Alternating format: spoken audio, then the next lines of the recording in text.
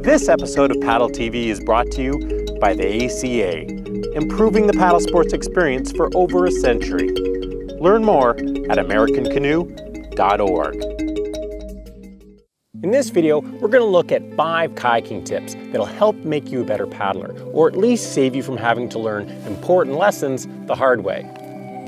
First off, it's critical that you understand your limits when you're paddling, because even though kayaking is a relatively safe activity, when things do go wrong, situations can become very serious very fast.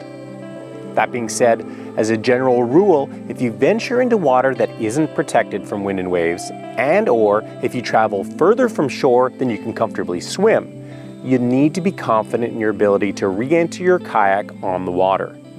Of course, this means practicing before you ever need to do it for real. To learn more about it, check out our video, How to Re-Enter a Touring Kayak from the Water.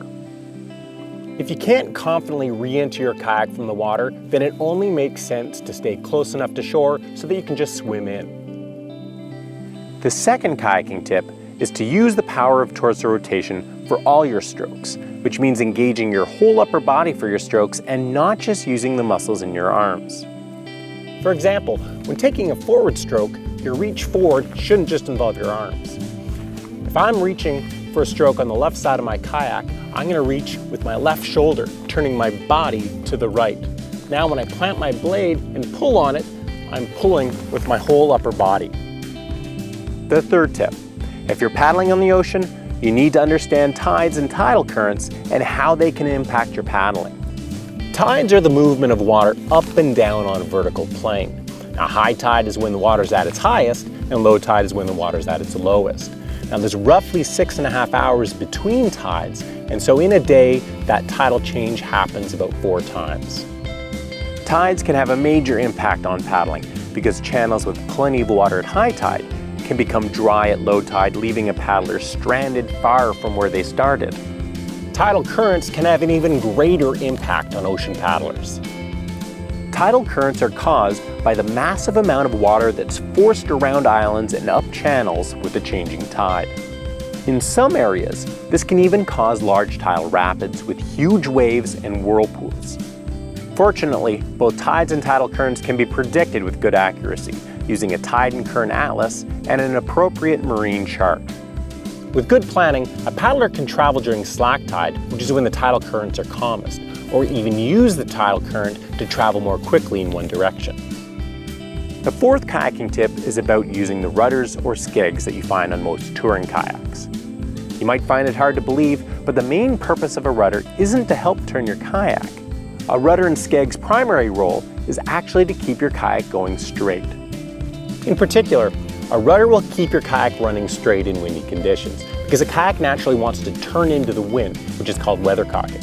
Now, a Scagg does the same thing, but since you can't steer with a Scagg, the depth that it's deployed will dictate the effect that it has. For example, when the Scagg is fully retracted, your kayak will turn into the wind while you're paddling.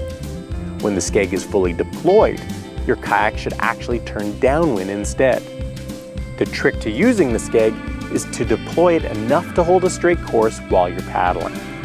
The fifth and final tip is learning how to edge your kayak, because edging your kayak is a key skill towards taking your paddling to the next level.